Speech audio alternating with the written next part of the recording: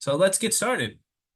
Thinking about the University of California, we share the same application timeline. So how do you prepare to apply to the UCs? Well, there are 9 different campuses, and each campus is unique in the programs that they offer. I always tell students, although you can apply to all 9 campuses, we don't recommend that. We recommend students to do the research to figure out what campus would be their best fit. So considering the UC system collectively, it is one of the largest university systems in the world. And although we recommend students to apply to multiple campuses, again, we don't recommend them to apply to all 9 campuses. So for students, for example, interested in a Bachelor of Science in Nursing, only 2 campuses offer that program, UC Irvine, UCLA. If you're interested in the veterinary sciences, Davis is very well known for that. San Diego is very well known for like marine biology, oceanic and atmospheric sciences. We have strong programs in engineering and the sciences as well. So it's important to do your research to figure out what campus would be the best fit for you. And as we continue with the next slide here, I want to share the transfer admissions timeline. So when is the application made available? When can you submit your application? And some important announcements as well to update application details. So the application, like I said, it's one application for all the UCs. You'll select what campuses to send your application to. It opens up in August, so typically a year before enrolling. So the application will open in August. It's technically open right now. Submission is typically from October 1st through November 30th, but for those students that are applying for fall of 2025 admissions, we actually extended the deadline to December 2nd this year. Reason why is because November 30th falls on a weekend. So we want students to have access to contact the UC Application Center for any additional questions. So that's why we changed the deadline for December 2nd. So if there are any students here that are applying for future terms like fall 26 or continuing on, the typical deadline is November 30th. Okay. Now, the UCs have what's called a transfer admissions guarantee program. Unfortunately, UC San Diego, UCLA, and Berkeley are not part of those selections, but there are 6 UC campuses that you can apply for a transfer admissions guarantee. So submitting that transfer admissions guarantee will typically happen in September. And if you are applying for one of those campuses, you would need to submit both a tag application and also a UC application. Okay, so you'll need to submit both applications, a tag and also UC application. Okay, the FAFSA or financial aid consideration for those students that are U.S. residents or citizens, you can be considered for financial aid using the FAFSA will use that information to create a financial aid package for you. If there are any undocumented students here living in California, you can submit the California Dream Act application for financial aid consideration. So that typically opens up in December, and the deadline is March 2nd. Now, a lot of students typically ask me, okay, I submit my application in the fall, right? Like November this year, December 2nd, but I haven't finished all of my fall semester classes. How do I report that? Do I need to update you? Like, what's that process like? Well, we actually end up sending, and the UCs collectively send what's called a transfer academic update or a TAU email. That goes out typically in mid-December, and we give students until the end of January to provide this transfer academic update. So pretty much you're updating your fall grades. You're also updating any coursework in progress that you have either for winter intersession or if not for spring that you're planning to complete. So you're able to provide that update. So you will receive an email probably titled, transfer academic update or a TAU. Okay. The deadline to submit that update is the end of January. And then typically we're reading applications from December throughout March, and admissions notifications will go out in April. So typically it's mid to late April that will notify students of their transfer admissions decision. Also, the transfer decision to say yes or submitting your statement of intent to register is June 1st. So you do have about 2 months to submit your transfer statement of intent to register. And then because the application is self-reported, right, we're not asking for any official transcripts, any letters of recommendation, submission of test scores or anything like that during the evaluation process, we'll usually ask for that in the summer. So after you've completed your courses, we'll ask for all of your official transcripts, official test scores as well. So if you completed even any AP or IB scores when you were in high school, we'll ask for those to be submitted as well. And then any IGETC certifications should be sent to us as well. So that way we can enter all of your coursework accordingly.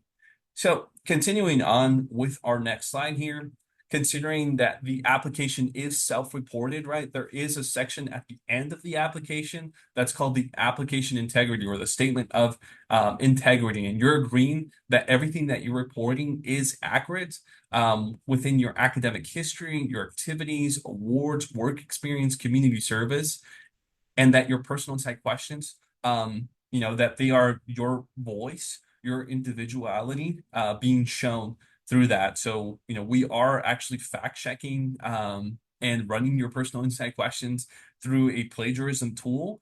So we are verifying that information and you're agreeing for that verification as well. We do a random selection of students to review this information. So just know that you are certifying that everything that you're reporting is accurate by signing this application of integrity and submitting this statement of application integrity. So continuing on, just really quickly, I want to cover admissions requirements. So I do want to mention that typically there are 3 requirements that we're looking for. The UCs collectively are looking for students to complete 60 semester units.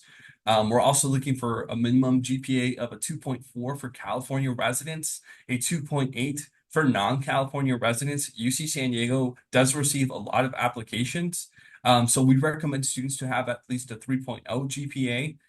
But obviously we will be admitting students above and below that number as well. So thinking about certain majors as well, they do require additional major preparation courses to be completed. And we will be sharing a link here that shows those specific courses or those specific majors rather that require additional courses to be completed besides the 7 transfer course pattern, what is known as the 2 courses of English composition, the 1 mathematics course, and then 4 courses from 2 of the following categories of the sciences, the arts and humanities, behavioral and social sciences, or if not the biological and physical sciences. So at UC San Diego, we have a couple of selective majors that will require students to complete additional major preparation before transferring to the university. And then lastly, the IGETC covers your general education course requirements. It's not required though for admissions to the UC, but we do recommend students to complete that. And certain campuses would recommend it more strongly than others as well. So we'll take both a partial and a full certification of the IGETC. So continuing on here, I want to now just switch gears and focus on the actual application itself. So when you create an application, create an account, we usually recommend students to use a personal professional email and not a school email. The reason why we recommend students to not use a school email is because those school emails tend to become deactivated once students finish their studies at their community college or university, and we still continue notifying students throughout the summer.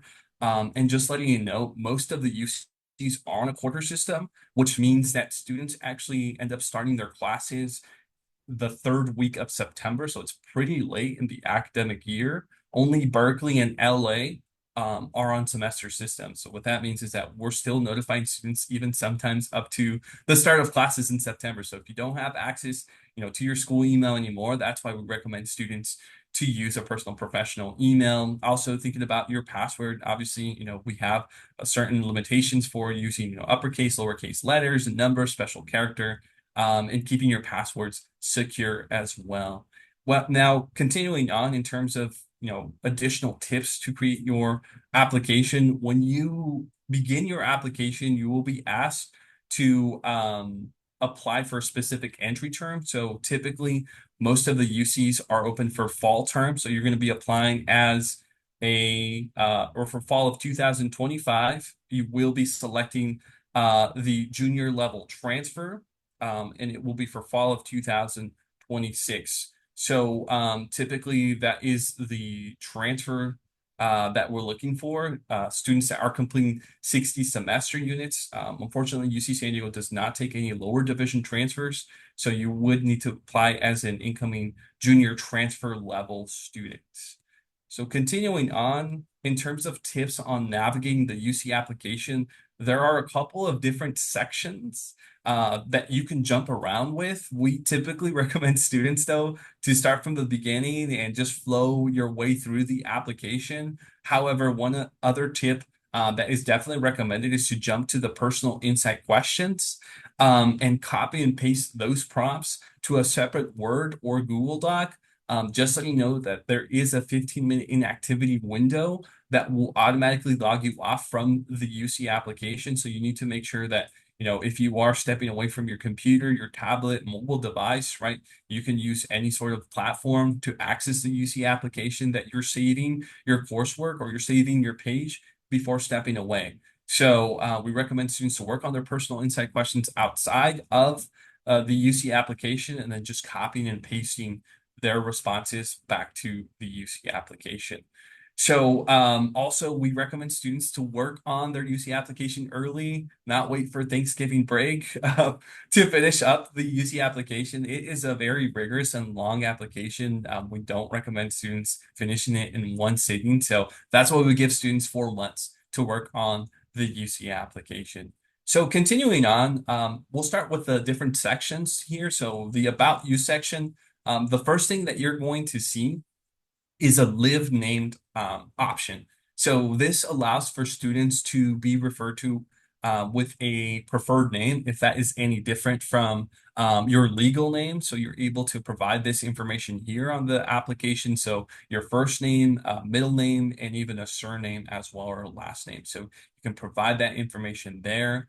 Additionally, we're going to continue on for the next slide here. We have questions or sections here rather, that focus on citizenship and residency. So when you're filling this out, based off of the selection here, if you're a U.S. citizen or U.S. resident versus an international student, this is how it will help us determine if you were going to be considered as a California resident for admissions purposes. And again, just to remind you, the admissions requirements change based off of the GPA. So it's a minimum of a 2.4 for California students and a 2.8 for non-California students. So that's why we're asking for citizenship and residency here. Typically, students would select a country of citizenship from the drop-down menu, but I want to provide more information for those students that are undocumented. You would leave this blank here. So for undocumented students, you're making a no selection under the citizenship residency, or I'm sorry, the country of residency.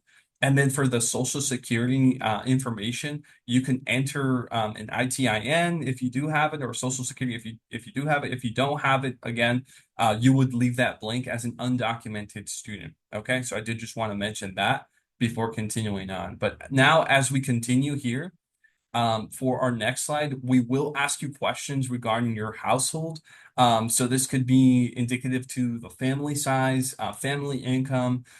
This information isn't used so much for admissions, like meeting admissions requirements or part of like our comprehensive review. This is more about if you qualify for a fee waiver. So there is an internal fee waiver calculator on the UC application. And if you qualify for a fee waiver, you can apply to 4 campuses for free. If you would have any other type of fee waiver, like a NACAC fee waiver, you can use that instead to apply to 4 campuses for free. So did want to just mention that we automatically consider you for a fee waiver in the UC application. So as we continue on, there's also a section titled the Statement of Legal Residence. Now, this information here helps our residency offices to determine if you could be classified as a California resident for tuition purposes. Okay, so you're able to fill out this information. There are specific questions and prompts that will indicate our residency office to determine or to create a predetermination of that classification as a California resident for tuition purposes. Okay, so this is different from what I mentioned. The admissions purposes just serves to the effect of the GPA, but this is now the tuition purposes, meaning the cost of attendance for the University of California. So continuing on here, in this next section, This just shows different parts of that statement of legal residence. So if you've been living in California, so physical presence that you have the intent to remain in California. There's also questions about visa types. Certain visa types for students will allow for reclassification for tuition purposes. But again, if you have questions about this section here and more specifically residency for tuition purposes, one of my colleagues will drop information for that. We are not the professionals within that field. So we would recommend students to contact the residency coordinator for the specific UC campus that you're interested in applying. And each case is different, but the information or the questions that we provide here provides that just introduction to residency consideration. And continuing on with our next slide, we could see here more information as to how an undocumented student can fill this out. So if you are an undocumented student, you're going to select yes when asked if you want to be evaluated as a California resident for tuition purposes, and then you will respond accordingly for the physical presence in California, right? Attending even a California high school or if not a California community college or university. You'll choose unknown for the parent physical presence in California and U.S. citizenship status. So both of those, it'll be unknown. And then select the appropriate checkbox for the AB 540 non-resident supplemental tuition exemption. Okay. So we did want to mention this. Now, switching gears here, I want to talk about now how students can select the campuses and the appropriate majors within the UC application. So as I mentioned in the beginning, there are 9 different campuses that you can apply to. You can select all 9 campuses. We don't recommend that. We recommend students to do the research and figure out what campus would be the best fit for them. Also, on this page, if you did qualify for a fee waiver, there would be an icon that would indicate that you qualify for a fee waiver and you can apply to 4 UCs for free. So you would see that here on the section left-hand side of your screen. There would be a little notification that would says, hey, you can apply to 4 UC campuses for free since you qualify for a fee waiver. So continuing on, after you've made your campus selection, you'll actually choose your major, right? So when you're choosing your major, we allow students to choose their major based off of a college filter or if not a category filter. So if you know what major or excuse me, what college that major belongs to at the specific UC that you're applying to, you can filter by college. If not, I always recommend students to filter by category. And filtering by category is a little bit easier to find like all the majors related to a specific discipline, if it's like engineering, sciences, social sciences, humanities, or arts. But we do have that option as well to filter by college. Our next slide here actually shows the filtering by category instead. So this is usually my recommendation for students, but when you're applying to the UC, we allow students to apply for their primary major and also an alternate major. So if we go to our next slide here, there's more information that shows how students can select a primary and an alternate major. So the reason why we ask students to select an alternate major is if they're not competitive or selective for that first major, that primary major, we're considering them for their second choice or that alternate major as well. And this is available for most campuses. So we recommend students that when they're selecting their alternate major, that it should be within a subject that is similar, or if not, if it's something that you want to study, there isn't really a backdoor to get into the university and switch your major. And just letting you know, at UC San Diego, we receive a lot of applications, and it can be very difficult for students to change their major into those selective programs. Our selective programs at UC San Diego would be those within like the biological sciences, data science, engineering, public health. So if you're not selecting that as a primary or an alternate, or I'm sorry, a primary major, it may be very difficult, if not even impossible, to change your major once you're at UC San Diego. And then also just a little side note, not all campuses may consider applicants for an alternate major, but at UC San Diego, we do consider students for that alternate major. Okay. So continuing on here, after you select your primary and your alternate major, when you're applying to UC San Diego, you're actually going to be asked to rank the colleges. Now, we always get questions about this, ranking colleges. What does this mean? What is the best college for my major that I'm applying to? So just to give you a little bit of background, the reason why we ask students to rank the colleges is because each college does have its own general education course requirements. Now, if you're completing the IGETC, right, at a California community college, typically most of our colleges here would consider the IGETC to meet the general education course requirements. You may still need to complete maybe one or two writing classes regarding the specific theme of that college. And then I believe Ravel does not accept all of the IGETC as well, so you may need to complete additional classes. But the reason why we have this again is because each college has its own general education course requirements. So this has nothing to do with your academic major, the courses that you're completing for your actual major, nor does this impact your chances of getting into UC San Diego. Okay, so it does not influence your admission to UC San Diego. These colleges are also considered residential. So based off of your college ranking, this may determine where you live on campus. Now, just really quickly touching about housing, we don't require students to live on campus, but we do have a 2-year housing guarantee even for transfer students. So we have a spot for you to live on campus. The campus is quickly growing as well. We're situated on 1,200 acres of land, and we're a large campus. We have about 45,000 students. So we're adding more spaces for housing on campus. So hopefully within the next 5 years, we're going to have a 4-year housing guarantee. This is typically like for first year students, but we're going to continue having that 2-year housing guarantee for our transfer students as well. So that's why I just wanted to mention really quickly in terms of housing and ranking of the colleges at UC San Diego. So continue doing your research to figure out what campus would be, or excuse me, what college would be the best one for you. I think my last recommendation would be maybe geographic location of the college. So if you want to be closer to the beach versus closer to the trolley station, we do have a trolley on campus that takes students all over San Diego to downtown San Diego. So, those would be some additional considerations. But switching gears here now and talking about academic history, right? We recommend students typically to create a transfer admissions planner or a TAP. So if you don't have a TAP and you're applying right now, that's okay.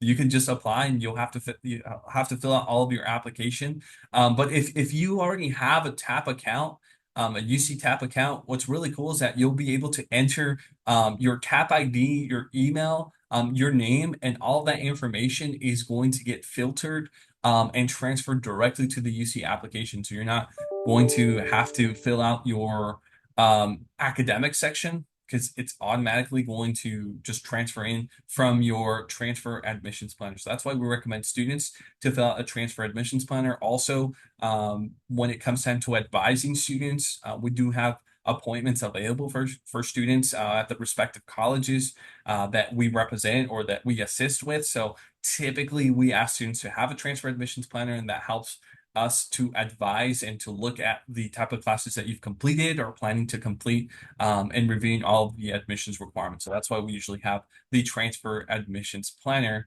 But continuing on, when you're filling out your academic history, we'll ask for the colleges that you've completed or universities that you've attended. So any type of college or university coursework that you attended will be listed here. Okay, even if you completed dual enrollment courses while in high school, or if you're an international student and completed courses abroad as well, and then came to the US and retook those courses, you're still going to have to report that information as colleges or universities attended. So you're going to enter all the colleges and universities that you've attended within this section here. And then after you select this section, you're asked questions as to the specific terms. So if this was a semester school, a quarter school, and even information on the grading scales or grading policies. And if we continue on for our next slide,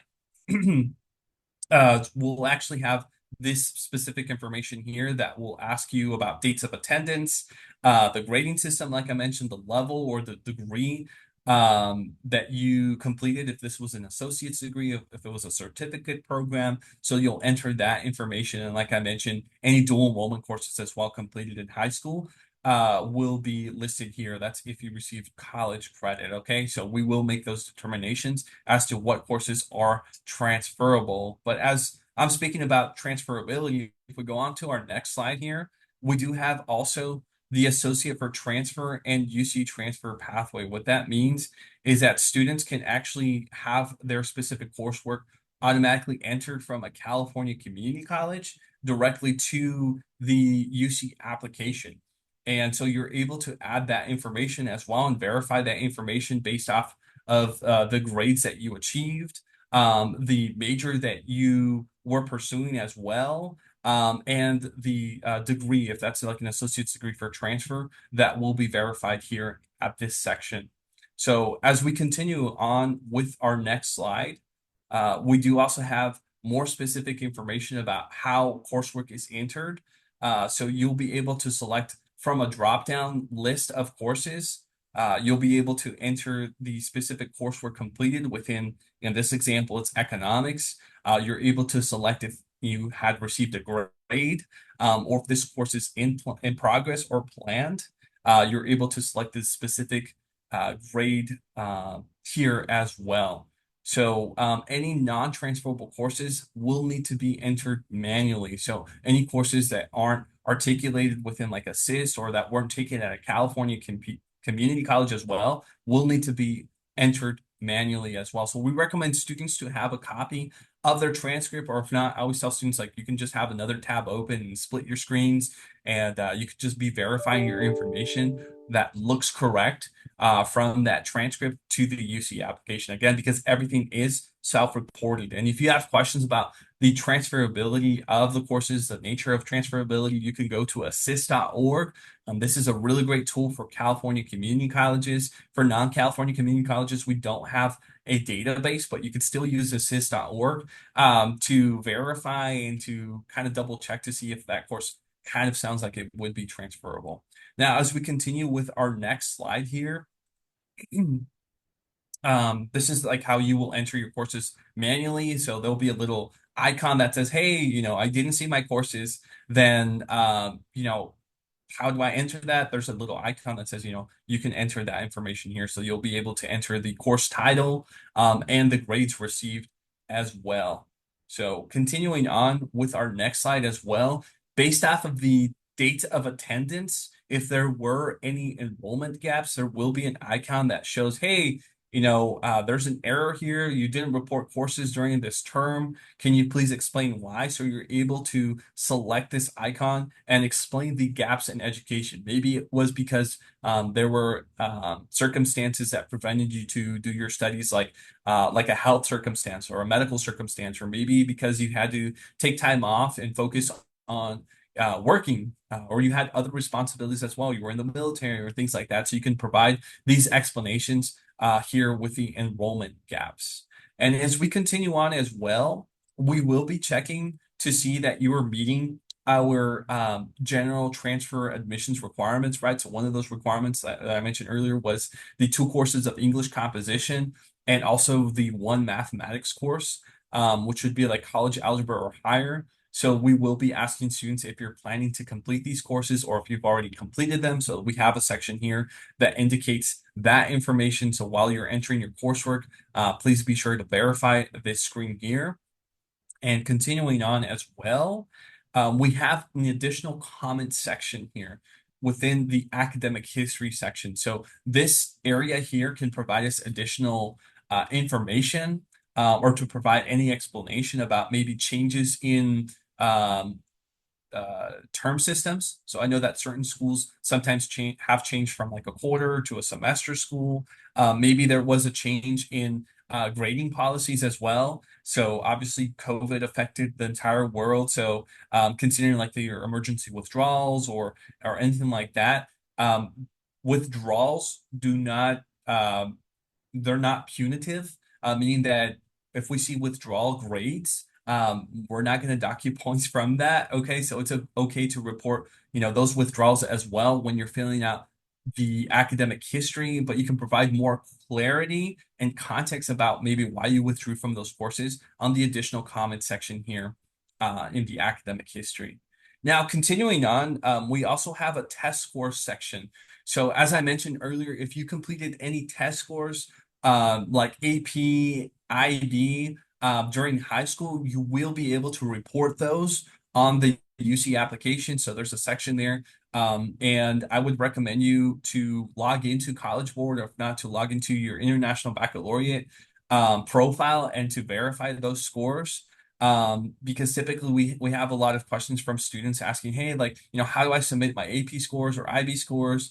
How does that work? So you need to make sure that you have access to it first off, and then be able to submit that again by July after receiving admissions. But you're able to add all of that information here on the test score section. Now we have a slide here that talks about English language proficiency.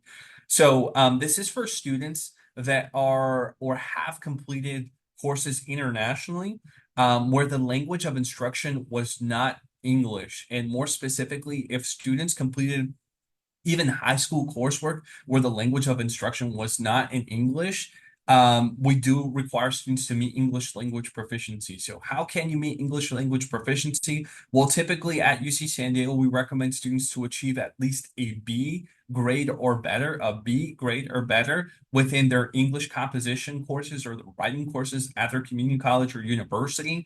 If you do not achieve a B grade or better at for UC San Diego, then we would recommend students to complete an English language proficiency exam, like a TOEFL, IELTS, or Duolingo exam. So you're able to provide this information here on the section for test scores specifically for English proficiency. So continuing on with the other section that we have, it's the activities and awards section. So to provide us more context, we have over 20 different activities that can be listed within the 6 different categories. So we have categories like volunteer experience, work experience. There's also awards or honors that you've received. There's even other courses that you may have completed as well. So you can list that information here. So we typically recommend students to add all of their information, and we recommend them as well if they haven't had a CV or a resume to use that. So that way they're accurately reporting all of their information. We're also recommending students to spell out any unfamiliar acronyms when listing your involvements. So if we continue to our next slide here, we can see the specific fields as to how to fill out these sections. So you'll provide your role, responsibility, and any accomplishments. And then in terms of the questions here regarding the hours per week and the numbers, I'm sorry, the weeks per year, if you don't accurately know that specific information, just provide an average. So if you did, maybe 4 hours a week, and there's 52 weeks in the year, so you did that for the entire year, you could provide that. So it doesn't have to be very nitty gritty or specific to, 1 week was 4 hours, but then the following week was like 5 hours. So you don't overcomplicate it. These are just average hours that you've completed these activities, okay? But these activities do provide us more context as to who you are. And this information, as we continue on, will be considered for any type of scholarship or support program. So with scholarship considerations, we do have categories that you could select for that extra scholarship consideration. So these categories can be specific to your career. They could be specific to any family circumstances as well. And considering other support programs, if we continue to our next slide here, you could also fill out more information to be considered for the EOP, so Education Opportunity Program. This helps our students to transition into the university lifestyle, the quarter system specifically, and this is typically for like first generation college going students. We also do have a UC Foster's Youth Program, so you could be considered for additional scholarships and support with these programs. So considering additional context on your UC application, we're going to now talk about the personal insight questions, right? So with the personal insight questions, I always tell students this is kind of like your interview to the University of California, right? There are 7 different prompts that you can select from. You have one required prompt, and that required prompt is listed here. It says, please describe how you have prepared for your intended major, including your readiness to succeed in your upper division courses once you enroll at the university. So you have to respond to that question, and then you have 7 different prompts that you can choose from. These questions here, they're not really essays. They're short responses. They're a 350-word maximum response. We don't prefer one question better over the other. So I always tell students, just think about how you can share and write about yourself within the questions that we have provided here as best as possible. Let your individuality shine. We don't treat this as a creative writing exercise, so we're not looking for any flowery or colorful language. We usually think about it more as a conversation using, normal everyday language. We do prefer students to check their, grammatical errors and syntax errors as well. We don't dock you for that, but we just want to make sure that there's a flow to your responses as well. And the personal insight questions, this is used for context, so to provide additional clarity for anything that may have been listed on your application. So, for example, if there were like a drop in your grades, and then you incremented or you retook those classes and you completed higher grades as well. You can talk about an academic challenge and how you overcame that. You can also talk about how you've made your community a better place. And to be honest, the personal insight questions I think are going to be the most difficult part of the UC application. So we recommend students to start working on these early. Also talk to any friends, mentors, professors, teachers, family members that can help answer these questions. And we do also have a resource online. The UCs, if you and I believe one of my colleagues will add this on the links as well. But you can also Google search just UCPIQ's PDF for transfers, and it's a brainstorming activity that can help you answer these questions as well. So continuing on here, we do also have an additional comments for the personal insight questions. Now, this section here should not be used to provide an additional response from a previous question that maybe you ran out of word space. So this area here is to be used to explain any situation, circumstance, or experience that does not appear elsewhere in the application or is not fully explained as well in the application. So again, you do have the opportunity to provide additional context or comments for the personal insight questions. Now, as we're coming towards the end of the UC application, we now will share the different steps to submitting the UC application. So the first step in submitting that UC application is a review and submit section.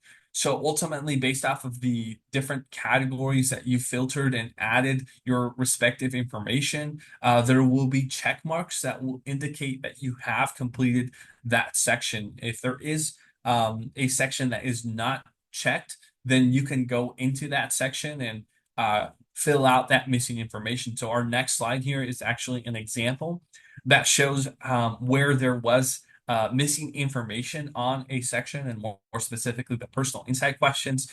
Maybe a student forgot to copy and paste their responses back to the UC application. So there is an unchecked section that will provide the student the opportunity to go back into that area and then finish off the personal insight questions and fill in that specific missing information. So this is just an example again, but once you finish that section, there will be a check mark that will indicate the completion of that section. You'll be able to verify that information as well. So if we continue for our next slide here, you're able to verify that information. If there were any missing coursework, you're able to verify that information as well. So go back in and fill that out, or if not, you can make a or check this section here that says, hey, like I understand that there may be missing information here, and we can continue with the application review as well. And if we continue with our next section here, also there will be information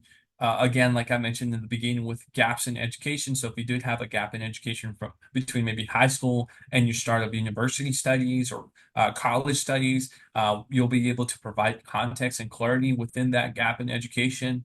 Or if not, there were gaps within your college education, you can provide that information as well. So besides the information on the enrollment terms, there is a section here where you can provide that info. And continuing on as well, on the last section here, each campus that you select does come with a cost. So for US citizens or residents, it is $80 per campus selection. It is $95 for international applicants. Now, if you did qualify for a fee waiver, you would see that first indication for a fee waiver at the beginning of the campus and major selection, and also here at the end, you will be able to verify that you accept the fee waiver here. So you can say, yes, I do accept and understand I qualify for the fee waiver and will be applying to 4 campuses for free. We do have options for students to apply and to pay by mail, or if not, to pay with a credit card or check. So continuing on as well, as mentioned in the beginning, we have these release authorizations and statement of integrity. So if you wanted to provide information to counselors or parents that might be calling, you can select these specific check marks. Or if not, you can create confidentiality as well as to us only releasing this information with you and not divulging or sharing this information with anyone else that contacts us. So you can check off these release authorizations here accordingly. And then again, with that statement of integrity, you're verifying and you are accepting that everything that you've reported on your application is true and certain. So you are saying, yes, I've reported everything accurately. And then continuing on with the actual submission of the application. So we've made it to the end. You'll have this information here, kind of like a little window that says, hey, good job that you completed the application. You were able to submit it. You also will be able to find your application ID. This is pretty important because we will use your application ID to find your application. If you ever have like any questions and are reaching out to us, we typically ask, hey, like what's your application ID or your personal identification number as well, or your PID. So please make sure to have that memorized, or if not, you can have that stored as well. So that way, when you contact us, we have the application ID. There will be information as to the date submitted, the payment method, and a confirmation number as well. Now, if we continue with our next screen here, in terms of after you've submitted your application, you're not really able to access much of the application until we send out the transfer academic update. And that's when you can update your academics. But if you wanted to provide any updates to like your activities and awards or editing your PIQs, that is not an option after you submit. So we want to make sure that students do take the time to fill out their UC application accordingly, because you will not be able to update that information. Okay. Now, I want to switch gears and talk about that transfer academic update, right? Like I mentioned, if we continue with our next slide here, this will provide us more information as to the grades received for the fall term, and also to confirm any courses that you're in progress with. Now, this would happen typically from December through January. So in progress for spring term. So you're able to provide that information. So you'll be able to access the UC application once more and update that specific information. So how you update this information, if we go on to our next slide here, we're going to ask students to update the colleges if that was maybe that you completed an additional courses at a different college. You're able to add information here on the colleges. You're also able to add information about maybe grading systems as well, or any grades that you had received for the fall, and plan coursework for spring. Again, the priority deadline to submit the TAU, the Transfer Academic Update, is January 31st.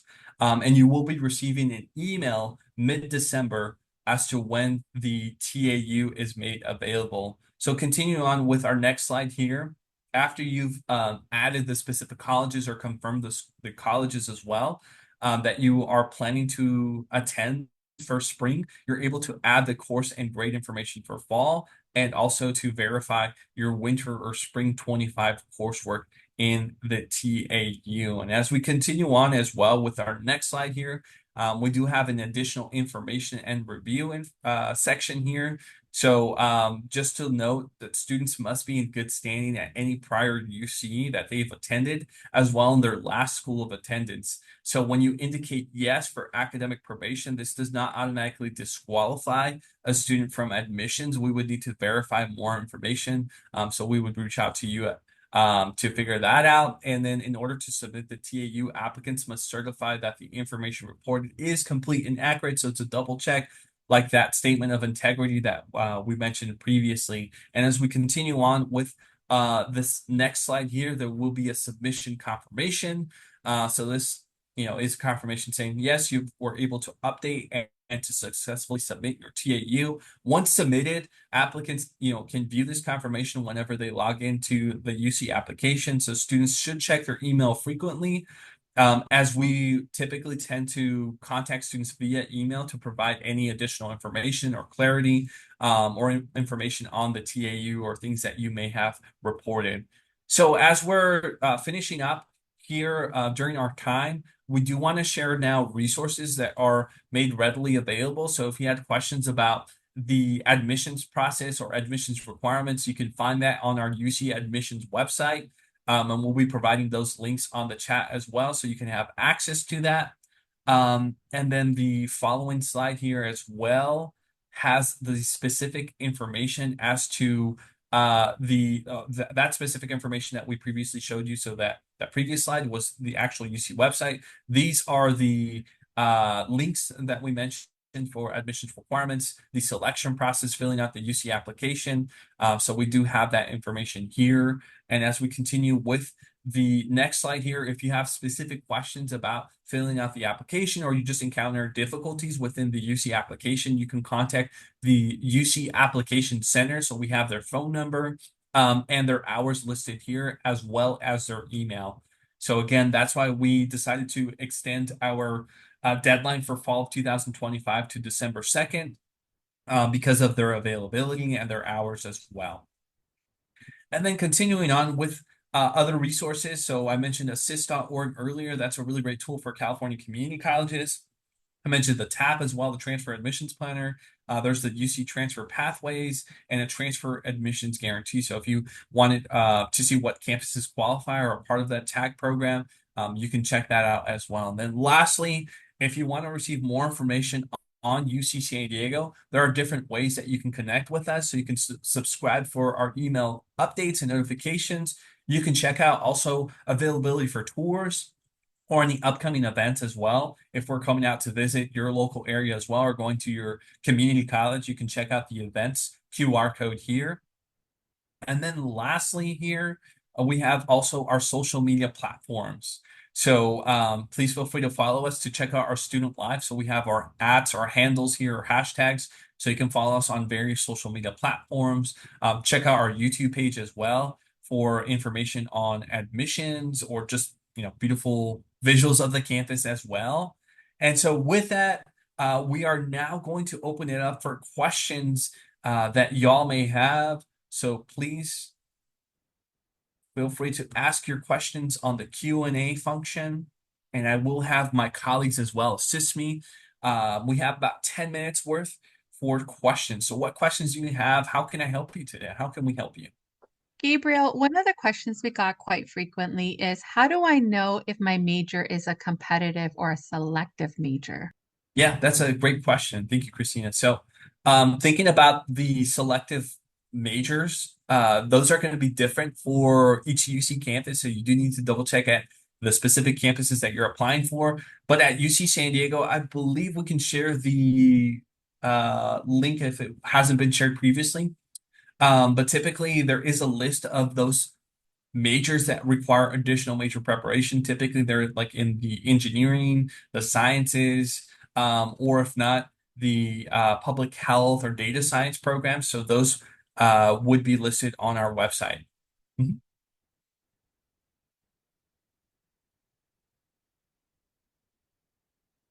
Let's see, what additional questions can we help you with today? Gabriel, could you please review the colleges one more time and how they should be ranking them, or what exactly the colleges do for UC San Diego? Yeah, most definitely. So with the college system, sometimes it's a little bit confusing. Students think, hey, is there a specific college that's best for my major? Does it impact my chances of admissions? And to be honest, the reason why we have 8 different colleges is because we have 8 different ways to complete your general education courses. So that's why we offer the ranking of the colleges. This really has nothing to do with your academic major, nor does it impact your admissions. Your chances of getting into the university. As I mentioned as well, if you complete the IGETC, most of the colleges will actually count that to meet the general education courses, you would still need to take maybe one or two additional classes within their writing, comprehensive writing workshops that they have regarding the theme of that college. I know Ravel is a little bit more strict with accepting the IGETC, so students would need to complete additional courses. And I believe if it hasn't been mentioned or if it hasn't been shared previously, we can add that information as well as a link about the colleges. Now, the colleges are also residential, meaning that when you rank the colleges, this may determine where you live on campus. We don't require students to live on campus, but we do have a 2-year housing guarantee, so we have a spot for you if you choose to live on campus. So I guess another factor would be to figure out which is maybe closest to the beach versus maybe closest to the trolley. But those would be just individual preferences, thinking about geographic location. Gabriel, one of the questions we got Yeah, quite frequently in the chat was, how do I utilize the additional comments section? So do I put things like I was part of a decathlon, or do I keep that at the PIQs? Like, how do I best utilize that additional comment section? yeah, great question. So, with the additional comment section, versus just indicating it in the activities and awards section, we always tell students that the activities, honors, and awards section does come with character limitations. I believe it's 300 characters, or I think it's 300 or 500 character limitations. So when you're filling out the extracurricular activities section, it's a little bit limiting. So that's why we provide the additional comment section, that you can provide additional clarity and thinking about how to respond for the personal insight questions. That is kind of a great way to further expand about how those activities that you've been involved in have created and molded the character that you are today, and how you are a selective candidate, or how that influenced you to continue for your major as well in the future. So that's our recommendation as to how to fill out the personal insight questions, the additional comment section, and then considering the extracurricular section. Mhm. Also, we wanted to go over really quickly those transfer programs and tools. So this slide here is a really great tool for students, especially from California Community College. We have assist.org. This is kind of like what we use to check out the articulations, the transferability of courses. There's also the Transfer Academic Planner. So this is the UC TAP account that pretty much organizes the courses that you've completed, the courses that you're planning to complete. We always refer students, prospective students, to fill out a TAP account because whenever we have advising sessions, we typically tend to pull that up, and it's a lot easier for us to engage with students in that way to figure out what classes are transferable, which classes are required, and how you can add that to your planner. The transfer pathways as well here helps our students to navigate the specific required classes within a field or interest, if that's like in the sciences, social sciences, and then the transfer admissions guarantee. So there are 6 different campuses that are part of the transfer admissions guarantee. They have specific GPA requirements, courses that need to be completed as well. So you can find out what campuses are part of this transfer admissions guarantee. Unfortunately, UC San Diego, Berkeley, and LA are not part of the UC tag program, but you can figure out what campus would be the best fit for you to submit your tag. As mentioned in the beginning, in September, the month of September, September 1st through the 30th, is the tag application deadline. So you have to submit both a tag application and a UC application. All righty. See, we're coming here close to time, but see what additional questions can we help answer? We probably have time for maybe 2 questions we can help answer. Yes, there is a question about IGETCs. So if a student had a question about, am I getting a full IGETC, a partial IGETC, how are students going to find that level of information? Yeah, great question. So figuring out if you have a completed IGETC or a partial IGETC, that's something that your community college counselors and advisors would be able to help answer. So the UCs, we just verify that you completed the full IGETC, or if not, a partial IGETC, and we consider a partial IGETC as a student missing up to 2 of those categories. Within the IGETC. So that's what we would consider a partial IGETC. But for additional clarification, we recommend students to talk to their college advisor or their transfer advisor to provide that context. Also, one of my colleagues just added that this webinar is being recorded and will be made available within our event recordings page within the next 2 weeks. So if you joined us a little bit later, you can always check out this information online. And then you can also contact us via phone, or if not, our website as well. We have that listed here. But let's see if we have any last minute questions here that we can help answer.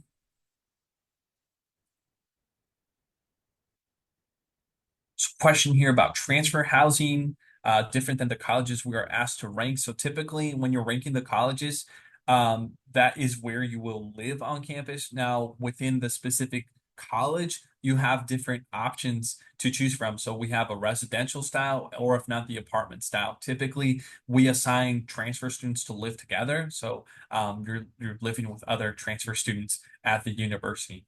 Mhm.